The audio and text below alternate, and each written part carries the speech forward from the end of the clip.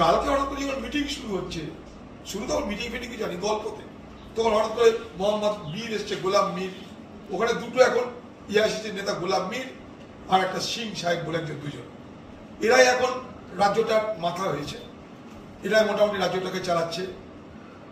এবং এরা রাজ্যের বিশেষ বিশেষ কিছু লোককে চেনে, রাজ্যের সব লোককে চেনে বলে আমার জানা নাই।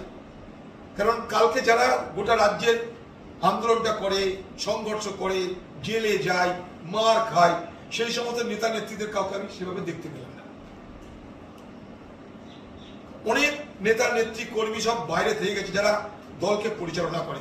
যেমন মনে করুন মালদাতে আমাদের কর্মী খুন হচ্ছে, জলপাইগুড়িতে আমাদের কর্মীকে মেরে দেওয়া হচ্ছে।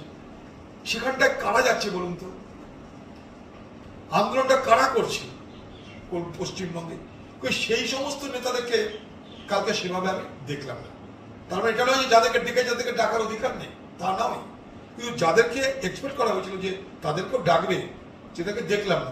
বেণুগোপালকে আমি বললাম যে আরো পশ্চিমবঙ্গের নেতা নেত্রী আছে, তাদেরকে ডাকুন। কারণ আমি সভাপতি ছিলাম যখন, আমি বহু লোককে দেখেছি তারা সক্রিয়ভাবে পার্টিটা করেছে, পার্টিটাকে শক্তিশালী করেছে, তাদেরকেও আপনারা ডেকে আলোচনা করবেন।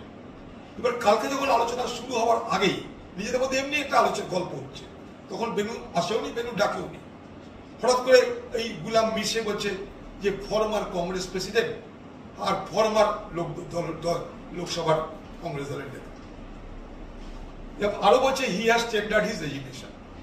কিন্তু আমি তো রেজিগনেশন দিয়েছি খার্গে সাহেবকে, অ্যাকসেপ্ট করবে কি না করবে সেটা খার্গে সাহেবের প্রশ্ন নাম্বার ওয়ান।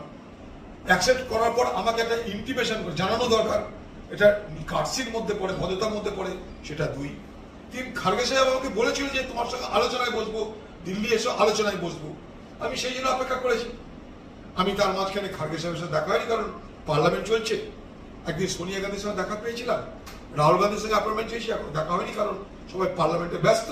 এইরকম জায়গায় আমি দাঁড়িয়ে আছি, দাঁড়িয়ে কালকে আমি গেছি না গেছি।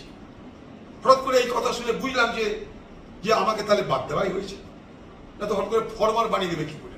গল্পটা কিন্তু এই জায়গাটা, বিষয়টা এই জায়গাটা, কিন্তু এই জায়গাটা থেকে আপনারা যেভাবে খুশি ব্যাখ্যা করতে পারেন, আমি কিভাবে ব্যাখ্যা করবো? কারণ বিষয়টা ইনফরমালি হয়েছে সবকিছু। আমি নিশ্চয় বোঝাতে পারছি আপনাদেরকে।